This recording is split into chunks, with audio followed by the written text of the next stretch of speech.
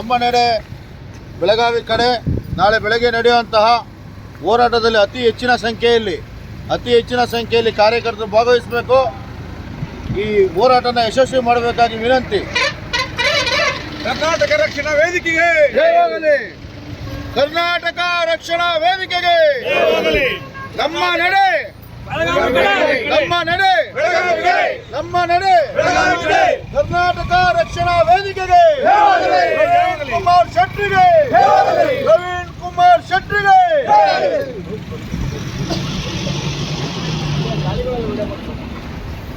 ಕರ್ನಾಟಕ ರಕ್ಷಣಾ ವೇದಿಕೆಗೆ ಪ್ರವೀಣ್ ಕುಮಾರ್ ಶೆಟ್ಟಿಗೆ. ನಮ್ಮ ನಡೆ, ನಮ್ಮ ನಡೆ.